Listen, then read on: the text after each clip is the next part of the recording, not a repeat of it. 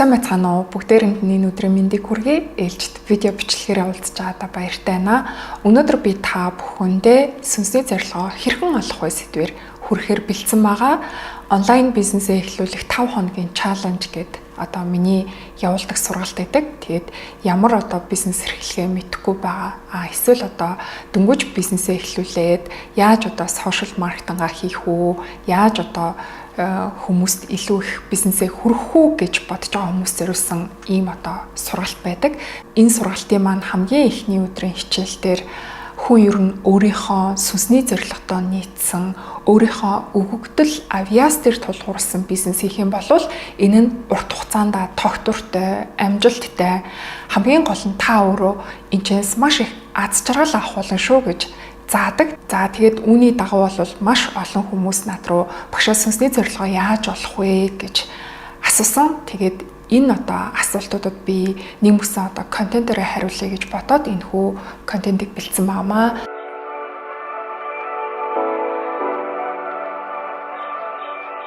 За тэгэхээр сүнсний зорилго гэж юу хэлээд байгаа юм бэ?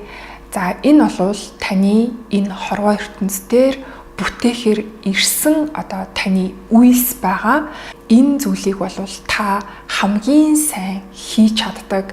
Тэгээд магадгүй өмнөх олон төрөлтөө таны сүнс энэ зүйлийг хийхдээ гаргууд сайн өөрийгөө хөгжүүлж төрөл бүрээр сорилтонд орж чадахчсан ийм сүнс байгаа. Энийг би та бүхэнд энгийн хэлэнд буулгаж тайлбарлахад зарим хүмүүс маш тийм мундаг сонсголын авьяастай байдаг. Хөгжим сонсч ивэл хөгжмийг бүр ингээд нотоор нь салгаж сонсч тэр ритмүүдийг ялгадаг. Зарим хүмүүс бол маш гоё тэр өнгө будаг хэлбэр дүрсийг ингээд цогцлыг олж тэрийг ингээд ялгаж чаддаг. За зарим хүмүүс бол маш гоё дуу хоолойтой байдаг гэдэг ингээд хүн болгон өөрсдийн гэсэн авьяас өгөгдөлтэй байдаг. Тэгэнгუთ энэ дээр нөгөө айгүй олон хүмүүс надад ямар ч авьяас авахгүй штэ. Би ерөөсөө тийм авьяастай биш ээ гэд яриад байдаг.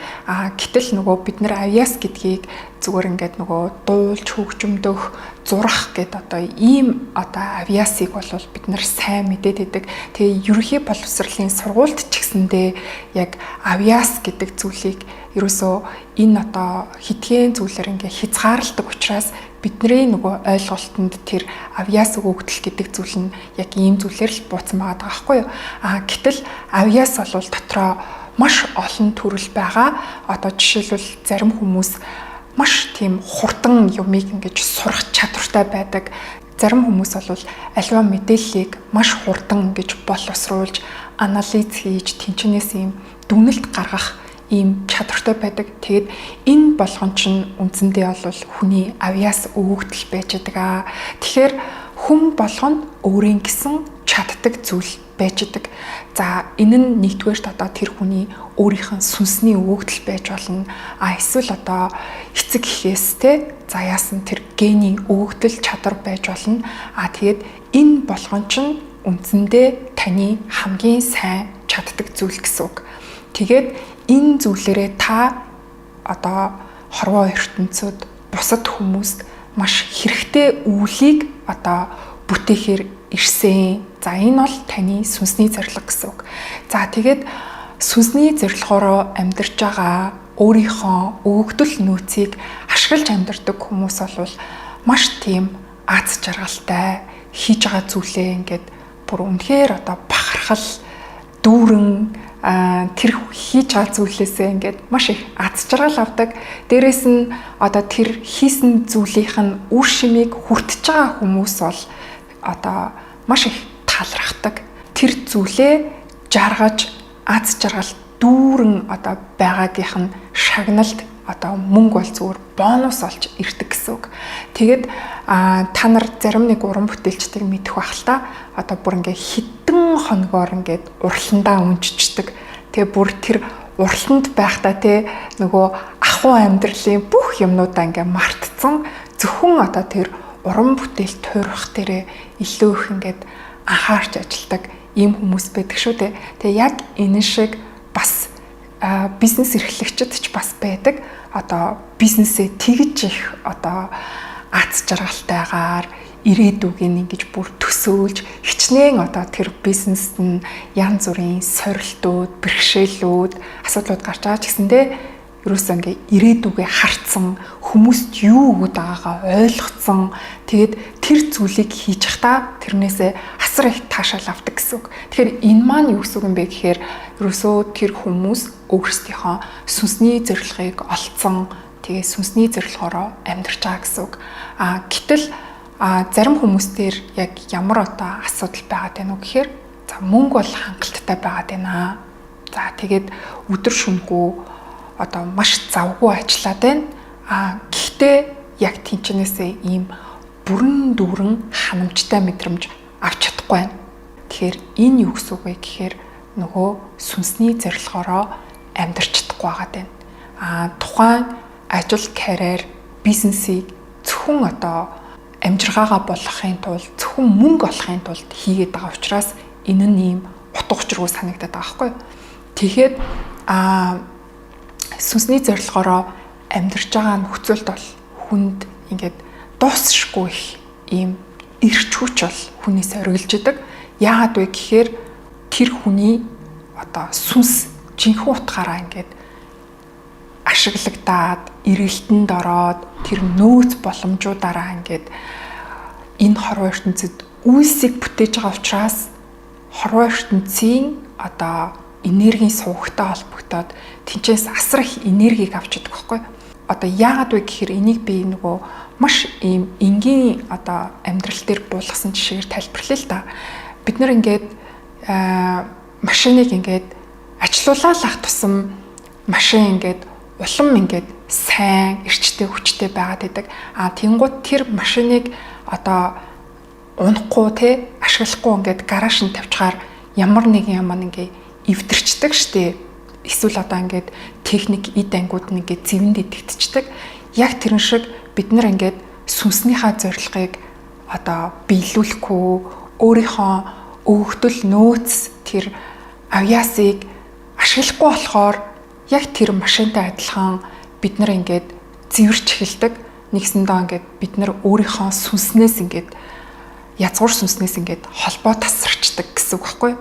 Тэгээд холбоо тасарчингууд биднэрт ямар ч тийм эрч хүч, энерги оруулахгүй тэгээд амьдрал нь маш тийм эмх замбраагүй байнгын одоо ийм санаа түгшилтээр ингээд дүүрэн тэгээд ирээдүйн бас тодорхой бус хаашаа явж байгаа нь тодорхойгүй нэг тийм утга учиргүй амьдрал руу ингээд шигдээд орчдөг.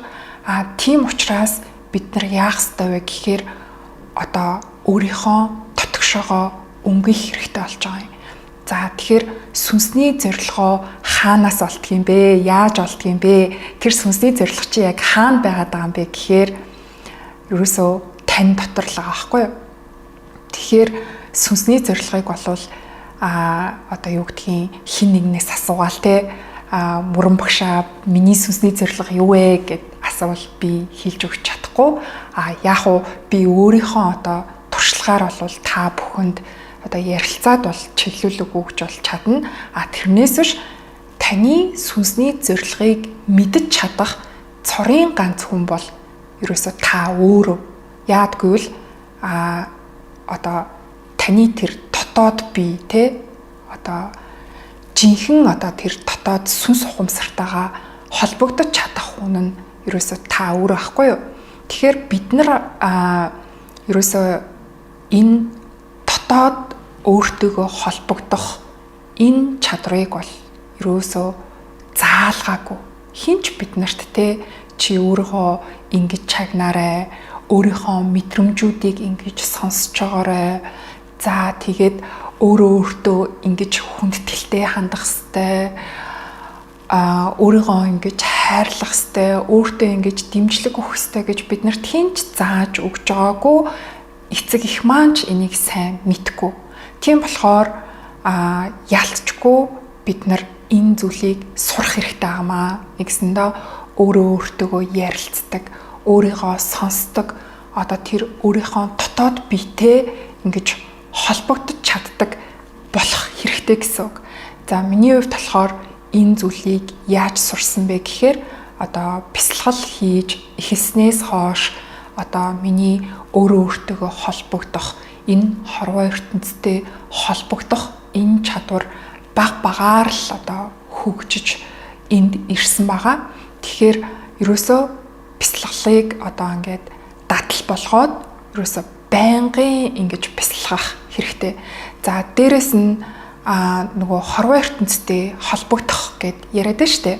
Тэгэхээр бидний одоо нүдэнд харагдаж байгаа матери ертөнц бол ерөөсөө тэг мягны 1% одоо бидний нүдэнд харагдахгүй асар тийм том одоо энергийн тогтолцоо ийм одоо ертөнц бол байгаа. Тэгэхээр миний хувьд болохоор нөгөө бясалгал хийж одоо тэр болгоныг одоо мэдрэмжээрээ мэдэрсэн учраас энэ нь надад бол одоо бодит зүйл болж ирж байгаа байхгүй юу? Тэрнээс наан болвол одоо яг огт одоо ингэж мэдрэмжтэйгээ ажиллаж үзээгүй, дотгошоо одоо чимээлж байгаагүй, өөртөөгөө харилцаж байгаагүй, сүсэглэж залбирч ингэж хорвоо ертөнцтэй холбоо тогтоох гэж оролдож байгаагүй хүмүүсийн хувьд бол инээдтэй те одоо нэг тийм мухар сүсэг шиг ямар нэг юм шашны зан үр шиг бол санагдаад байдаг. Гэхдээ яг энэ зүйлийг одоо хийгээд те нэгсэндээ одоо надаас илүү том хүч энэ одоо хорвоо ертөнцид байдаг юм шүү те. Миний амьдралыг дан ганц би ингээд одоо энэ хар толгоогоороо мэдээд бүгдийг зохицуулах гад яваад байгаа биш. Бүх юм чинь ингээ хоорондоо учиртай, учир шалтгаантай хоорондоо ингээ холбогдсон байдаг. Тэгээд миний мэдгүй тэр ертөнцид миний амьдралыг өрөөж ивэж идэг ийм хүчнүүд байдаг гэдгийг одоо ингээ мэдрэх юм бол хүн яг ингээд хорвоо ертөнцтэй ингээд асар их тийм хүндэтгэл бишрэлтэй ингээд харилцаж эхэлдэг. За тэгээд энэнд хэдий ч нэ одоо итгэл бишрэл өгнө одоо төдий ч нэгээр холбоо бол үнэхээр ийм бат бөх болж ирдэг. Одоо миний хувьд болохоор бясалгал хийхээс гадна би бас наранд залбирдаг байгаа. Тэгээд та нарыгаа ч гэсэн бас наранд залбирч эхлэсэ гэж бодож байна. Тэгээ ерөөсөө өдөрт 5 минут ч хүрэхгүй хугацаанд ингээд нарлуу те ширтээд тэгээд энэ хорвоо ертөнцид талархаад өөрийнхөө амьдралыг ивэж байгаа тэр одоо тэнгэрүүдэд талархлаа илэрхийлээд өөрийнхөө өвөгдөөс бас хүндэтгэл үзүүлээд ингэж чадах юм бол үнэхээр одоо замыг бол заадаг. Тэгээд тэд нар маань одоо яаж замыг одоо заадаг вэ гэхээр одоо амьдралд ийм тохио тэмдгүүдийг илгээдэг. Одоо хэрэгтэй хүмүүсийг нь хэрэгтэй мэдээллийг нь одоо бидний 5 метр хүн эрхтнэр хүлээж авч чадах тэр одоо тохио тэмдгүүдийг бол илгээдэг. Тэгээд та ингээд дотоод одоо сүнслэг хөгжлөө сайжруулах тусам хорвоо ертөнцтэй улам ийм бат бөх харилцаатай болж байгаагаа мэдэрнэ. Тэгээд асуултынхаа хариултыг бол авч сурна. Сүнсний зорилгоороо амьдарч байгаа үед бол ерөөсөө ингээд үйлс бол бүр ингээд ая зөнгөрөө цаанаасаа ингээд цэцгэлдэг. Тэгээ энэ бол миний амьдралын бүр яг ийм жишээ ахгүй юу вэ гэхээр би одоо 10 жилийн турш сургалт зуучлалын бизнес хийх гээл маш их зүдэрсэн тэр бизнесийг амжилтанд хүрэх гэж би ингээд нойр хоолгүй ингээд зүтгэсэн ч гэсэндээ эцэстээ маш их үр төлбөрт ороод ингээд бүтлгүүцсэн. Гэтэл би одоо яг энэ сургалт коучингийн бизнесийг эхлээд одоо би 4 жил болж байгаа гэхэд одоо үнэхээр гайхамшигтай амжилттай хамгийн гол нь би өөрөө асар аз жаргалтай болсон. Тэгээд энэчнээс би маш их жишээ авч ярьдаг байхгүй юу. Хүн ер нь ингээд сүнсний зорилгоосоо тис хөндлөн тэ ингээ өөр юм хийгээд тахаар эцэстээ ингээд нөгөө burn out буюу тэ бүр ингээ шатдаг. Энэ сэтгэл зүйн хувьд энергийн хувьд юусэн ингээд маш тийм доошоо ингээд ундгийн бэлээ. Эсвэргээрээ ингээд яг өөрийнхөө сүнсний зорилгоороо ингээд амьдарч байгаа үед ерөөсөө ингээл тасралтгүй ивэл юрүүл аваал те маш их талархлын үг би хүмүүсээс одоо энэ ажлыг хийж эхэлснээс хойш авч байгаа байхгүй юу. Тэгээ энэ ажлын маань одоо сашгүй нэг хэсэг бол яалтчгүй энэ контент хүргэх, контент хийх ажил байдаг. Тэгээ энэ ажлыг би ингээл жилд ингээл тасралтгүй те багаар ингээ явуулаа л гэсэн. Тэгээд хизээч би одоо юу гэдгийг контентыг би ингэж зовч те би одоо юу хийх вэ, юу ярих вэ гэж ерөөсөө хийдэггүй.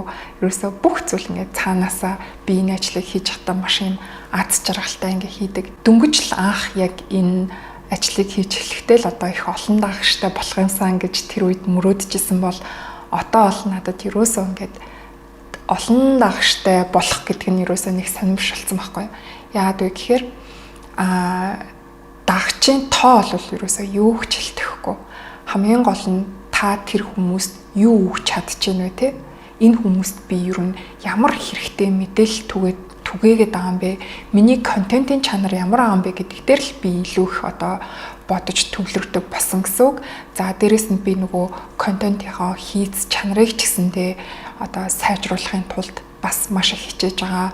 Дээрэс нь одоо нөгөө миний контентоо ярьж хүргэж байгаа маань агуулга хүргэж байгаа одоо тэр хэм маяг маань ч гэсэн асар их өөрчлөгдсөн. Өмнө нь болохоор би ингээд камер хараа сандраад те ингээд нэг тийм хиймэл одоо телевизийн нэвтрүүлэгч шиг ингээд ярьдаг байсан бол амьд хүнтэй ярьж байгаа юм шиг те яг л бит хоёр ингээд ширээний ард үүдөөдөөсөө хараа сууж байгаа юм шиг ярих гэж хичээдэг болсон. Тэгэхээр ер нь бол та яг ингээд сүнсний зорилгоороо ажил үсээ хийгээ явж идэл угаасаа ингээд цаанаас ч ингээд бүр хүсэл тэмүүллүүд ингээд төрнө. За тэгэхээр сүнсний зорилгоо олохын тулд хамгийн эхлээд та дотгошоогоо өнгөх хэрэгтэй. Тэгэхээр ихэнх хүмүүс нөгөө анхаарал нь дандаа гадна талд те за нэг тэдэн төгрөг олчих юмсан. За нэг тим юмтай болчих юмсан. Хүүхдийн сургууль цэцэрлэгийг нэг ингээд зохицуулчих юмсан гэл ерөөсөө ийм нөгөө ахуй амьдралын гадна талын зүйлс асар их ингээд цаг зарцуулаад нөгөө дотгошоогоо өнгөх цагийг ерөөсөө өөртөө гаргаж чаддаггүй. За тэгэхээр дотгошоогоо өнгөний гэдэг маань юу гэсэн үг юм бэ гэхээр та ерөөсөө л нүдэ айнаал нам гүм одоо ганцаараа дотгошоогоо ингээд чимээлж суун.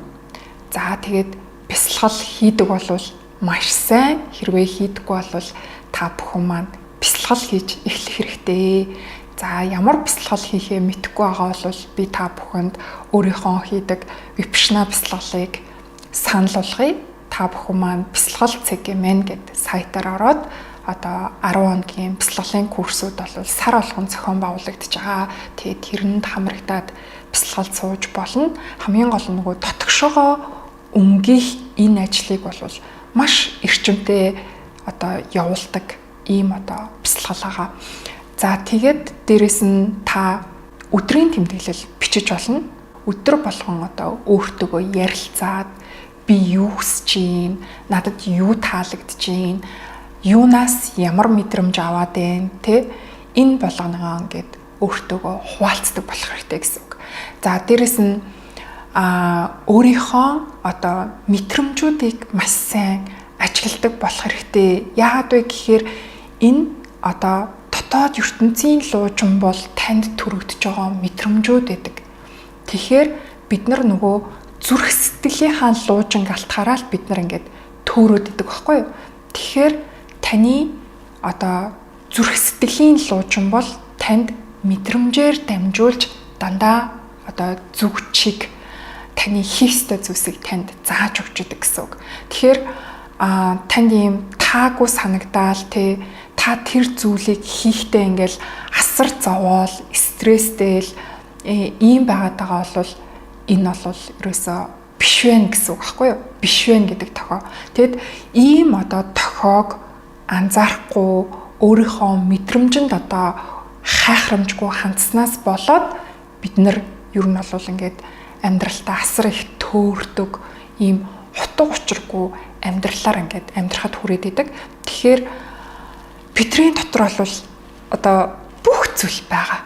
Та энэ гадна талд те учрыг олохгүй байгаа асуудал асуултуудын хариулт бол ерөөсөө таны дотор байждаг. Тэгэхээр та өдрийн тэмдэглэлээр өөртөөгөө ярилцаад үзээрэй. Эсвэл ингээд нүдэн анж суугаад те нам гүм байдалд ингээд дотгошоо хандаад үзээрэй. Тэр дотор ерөөсөө бүх хариултууд нь байж идэг. За дараагийн нэг арга бол та хүүхэд наснаасаа өнөөдрийг хүртэл өөрийнхөө хийж туршижсэн тэр ажлуудыг янз бүрийн үйл ажиллагаануудыг бодоод үзээрэй. Тэгэхээр бидний сүнс бол ерөөсөө хүүхэд байхад тэр авьяас бэлэг өвөгдөл нь бол ингээд тодроод гараад ирсэн. Тэгээд тэр зүйлээ ингээд ашигласан янз бүрийн юм тоглоомууд үйл ажиллагаануудыг бол маш их хийжсэн байдаг. Тэгээд хүүхэд байхдаа та юуг хамгийн сайн чаддаг байсан бэ? Та яаж тоглохороо тэнчнээс маш их кайф авдаг байсан бэ? Тэрийгэ бодоод үзээрэй. Тэгээд би өөрөөр жишээ авахаар би ингээд 5 настай байхдаа цэцэрлэгт явдаг байсан. Тэгээд цэцэрлэгтэр ингээд манай ангийнхан баримлын шавраар бүгдээ ингээд туртай юм хийж тоглодог байсан байхгүй юу? Тэгээд би тэр баримлын шавраар ингээд юм барьж захтаа л би бүр ингээд асар аз жаргалтай байдаг байсан. Тэгээ манай ангийн хүүхдүүд ингээд эхнээсээ ингээд тараад баримлын шавраа ингээд үлдээгээ авахаар тэр үлдээсэн баримлын шаврыг өөрийнхтэйгоо нийлүүлээд бүр их юм ингээд хийж бүтээдэг байсан. Тэгээ одоо бодохоор ерөөсөө би ингээд ямарваа нэгэн зүйлийг ингээд хийж бүтээж урлах ийм хүсэлтэй ийм бүтээн байгуулалт хийдэг ийм л хүн болохыг их хүсдэг байсан юм шиг байна. Тэгэд яг юу хийдэг байсан бэ гэхээр би ингээ хүн хийгээд идэг гэсэн. Ингээд маш гоё тийм үзэсгэлэнтэй гоё тийм даашинцтай гоё юм үстэй ийм бүсгүй хийгээл за тэгэл тэр бүсгүйн ингээл гэрийн тогтчуулаад найз нөхдийн бас хийгээл ерөөсөө ингээд нэг тийм хүн бүтээгээл ийм ажил хийгээд идэг гэсэн. Тэгээ яг уу энийг ингээд ингээ өөрийнхөө амьдрал дээр буулгаад харахаар ялчгүй л миний хамгийн их аз жаргал авдаг ажил маань ерөөсөө тэр ахгүй юу. Ямар нэг хэлбэрээр ерөөсөө ингээд хүнд нөлөөлж явахдаа хүний амьдралыг сайн сайхан болгож явахдаа тэр хүний амьдралд ингээд гоё юм гэрэл гэгээтэй замыг ингээд за чиглүүлж өгч байгаа би ингээд бүр асар аз жаргалтай байдаг. Тэгээд тэр нөгөө хүүхэд насны тэр нэг гоё хүн ингээл бүтээгээд байсан тэр маань өнөөдөр ингээд миний яг ажил амьдрал болцсон байгаа байхгүй юу. Тэгэхээр яг энэ шиг та юу хийж явахдаа хамгийн их аз жаргалтай байсан бэ? Тэрийгэ бодоод үзээрэй. За дээрэс нь өнөөдөр таны хийж байгаа ажил үйлс сүнсний зорилгын дагууч бай биш ч вэ энэ юусоо үр дүнгүй хэрэггүй ажил гэсэн үг юусоо биш. Яагаад вэ гэхээр би икигай таны оршин буй шалтгаан гэд лекц дээр ярьдаг. Юусоо гэд таны өмнө нь хийжсэн бүх зүйлсүүд эргээгээд таны сүнсний зорилгыг биелүүлэхэд маш том хөшүүрэг болж орж ирдэг.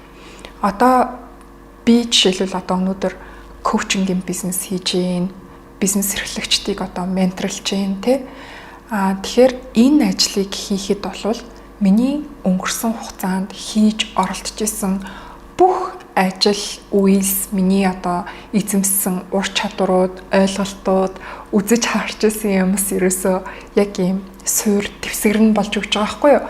Та юу гэдгийг би сүнсний зорилгоо олтлоо ингээд нэг тийм хийцгүй бай энэ угаасаа миний сүнсний зорилго биш юм чин гэж бити ажилдаа хандаарай. Харин эсвэргээрээ энэ ажлаас би өөртөө хэрэг болох ур чадваруудыг эзэмшчих юм бол эргээгээд миний сүнсний зорилгод маш том хөшөөрөх болно гэдэг утгаараа та тэнчнээс суралцах ёстой. Дээрэс нь өнөөдрийн таны хийж байгаа ажил үйлс таныг сүнсний зорилготой ч учруулж болдог. Тэгэхээр ерөөсөө энэ хорвоо ертөнц дээр тийм учир шалтгаангүй юм гэж юусоо байдаггүй. Тэгэхээр энэ ажлыг та хийх ёстой учраас л хийж байгаа.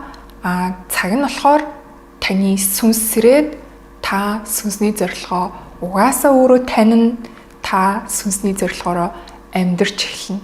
Тэгэхээр би сая та бүхэнд нөгөө сүнс сэрэх гэд ярьлаа штэ. Тэгэхээр энэний эсрэг жишээ нь юу байдаг вэ гэхээр нөгөө ажлаасаа аз жаргал таашаал авч чадахгүй байгаа хүмүүс стрессээсээ одоо салахын тулд стрессээсээ цухтахын тулд ингээд ямар нэгэн зүйлд ингээд донтдог. Тэгэхээр ямар нэг донтолт гэдэг бол ерөөсөө бидрийг ингээд ухамсаргүй байдал руу оруулж байгаа зүйл байгаад байдаг байхгүй юу?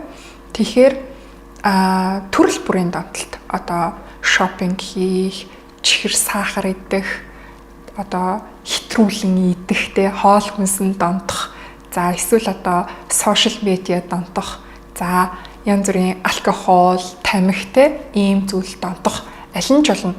Бүх төрлийн донтолтууд чи ер нь бол ерөөсөө хүний ийм ухамсаргүй унтаа төлөв байхгүй. Тэгэхээр өөрийгөө ингээд хэдий ч нэ их ийм ухамсаргүй унтаа төлөвт байлгана төдий ч нэ одоо хүний амьдрал бол ямар ч одоо үр дүнгүй одоо асар үнэтэй цаг хугацаанд ингээл зүгээр л урсаад байна гэсэн үг байхгүй. Тэгээд тэгэх тусам нөгөө сүнсний зорилгоосоо улам холдчихэдэг. Яагаад вэ гэхээр таны сүнсний зорилго ерөөсөө ийм сэрсэн ухамсараар дотогшоо хандж ижил олдох зүйл байхгүй юу? Гэтэл чин өөрийгөө ийм төрөл бүрийн донтолтуудаар унтуулчаад тэгээд сүнсний зорилгоо олно гэх юм бол энэ ерөөсөө биш байхгүй.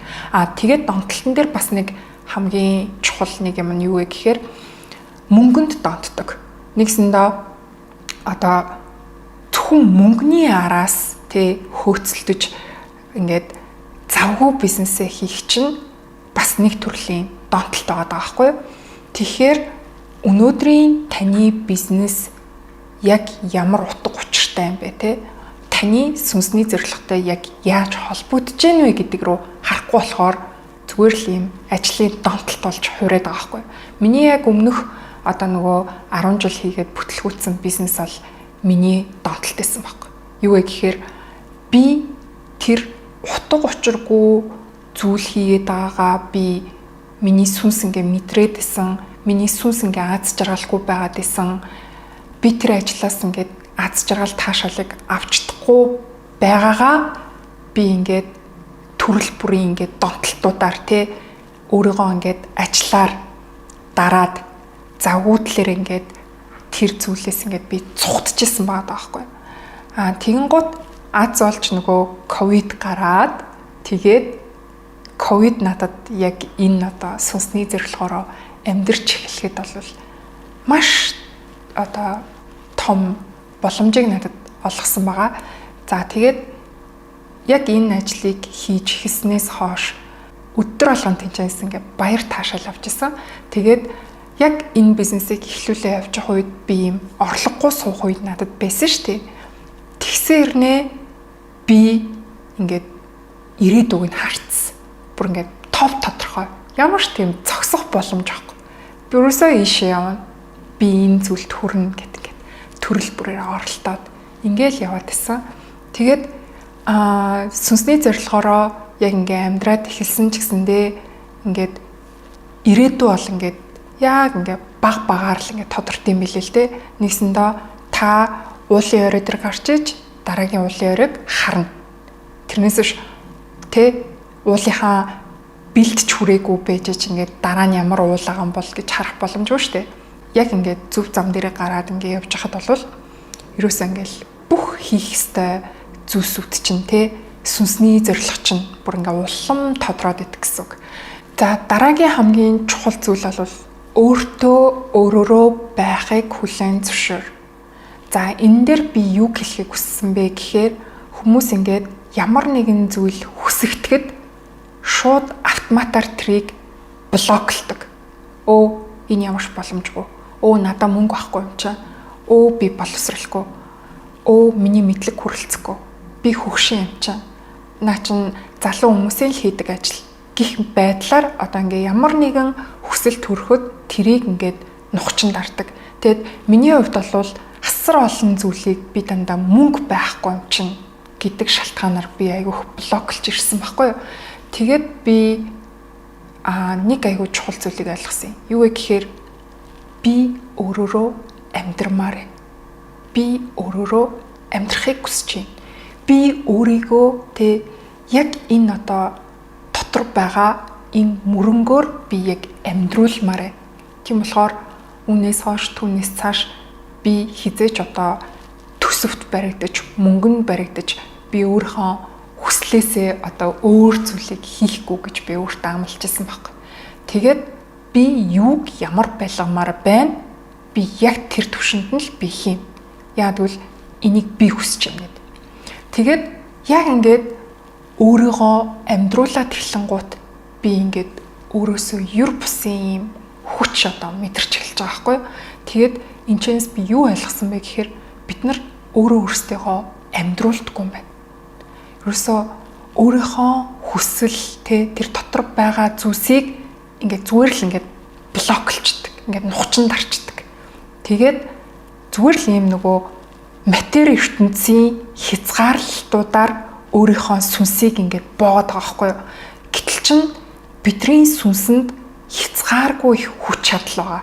Бидний сүнс бол одоо энэ хорвоо ертөнцийн хүчийг тэр чигтээ авч байгаа юм хүчрхэг одоо багаж гэжүүл одоо тэгтээ ойлгуулахын тулд ингээ хэлчихэ л та. Тэгэхээр яг энэ сүнс чинь өөрөөрөө амьдарч иж зорилгоо биелүүлж иж энэ хорвоо ертөнцийн одоо энергийн сувгтай ингээд холбогдоод асар их хүчийг одоо бий болгох юм байна л да. Тэгээ энийг би болохоор яг нөгөө өөр дээрээ анзаарч мэдэрсэн учраас та бүхэнд ингэж айгүй итгэлтэй хэлээд байгаа юм шүү. Ингээд юр бусын юм хүчийг мэдэрнэ. Тэгээд энэ нь эргээгээд таны одоо энэ матери амьдралт чинь асар их өөрчлөлтийг бий болгодог. Нэгсэндээ таны орлого хангалттай хүснэ, таны бизнес маш гайхалтай цэцэглэх болно. Тэгэхээр та өөртөө ерөөсөө өөрөөрөө байхыг нь хүлээн зөвшөөр. Бити одоо блоклоод им чин байхгүй, тим чин байхгүй, тэгчүүл яаны, гिचүүл яаны гэж бити бодоорой.